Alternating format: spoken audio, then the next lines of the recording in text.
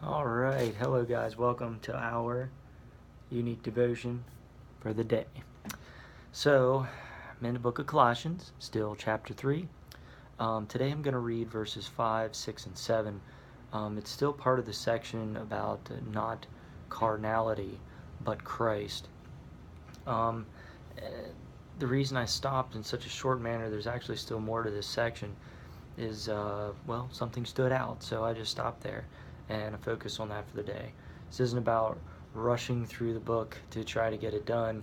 It's about taking the time to really build that connection with Christ, and when He's pointing something out to me, it's good to stop. And He may point something out a little different to you, which is good. It doesn't necessarily need to be something that I come up with. But if you're listening to the scripture or you're reading the scripture on your own or at the same time, God points something out to you, don't necessarily focus on the question that I pose. Focus on what God's pointing out to you, because He has your perspective in mind. Okay, that makes sense? So here we are, Colossians chapter 3, verses 5 through 7, then the God question. Therefore, put to death your members which are on the earth. That doesn't mean people. That doesn't mean members of an organization. That means your members, like your fingers, your limbs. And what he states next is what he means by those limbs. Therefore, put to death your members which are on the earth: fornication, uncleanness, passion, evil desire, and covetousness, which is idolatry. Because of these things, the wrath of God is coming upon the sons of disobedience, in which you yourselves once walked when you lived in them. So I stopped there, and here's the question. What do you need to work on? He poses a couple of things here of issues, problems that arise in normal humanity and can be our downfall, is proof of disobedience to God when we are fornicating out of control, when we have this sexual uncleanness, passion, an evil desire, something swelling inside of us that becomes an idol. Instead of idolizing God, you end up focusing on this thing. We all do that to some extent. It's when it becomes really out of control and kind of governs how you do in every single day. I'll get back to that. And covetousness, which is kind of the same thing. Like you covet what your neighbors have. You covet what you see on TV. You see something in the store and you want it, even though you don't need it. Just putting things in their place and working through those things.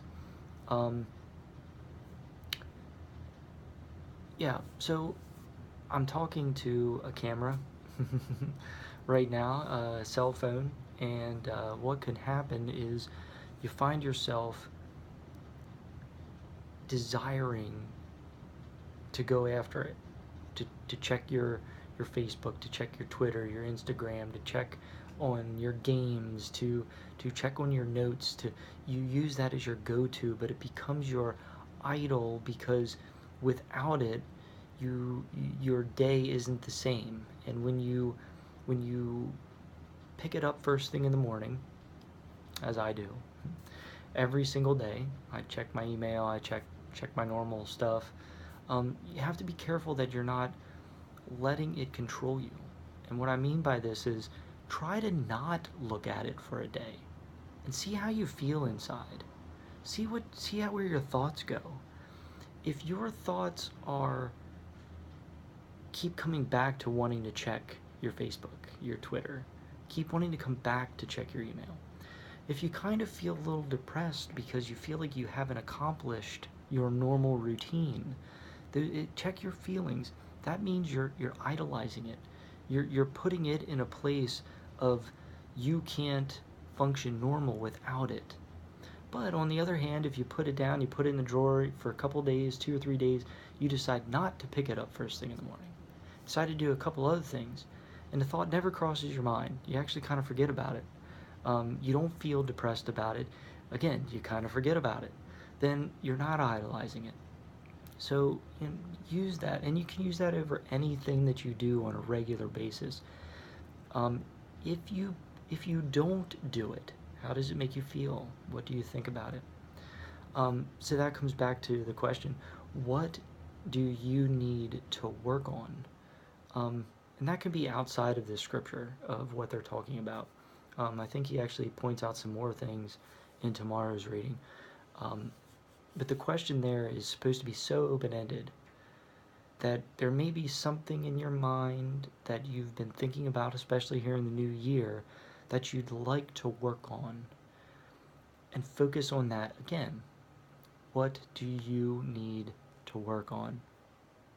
That's the question. Take that as deep as you'd like. It's all up to you. Communicate with God on that. See what he comes up with and points out to you. I hope that God gives you all the blessings you deserve, and even more so, all the blessings you don't deserve. Have a wonderful day. I will see you tomorrow.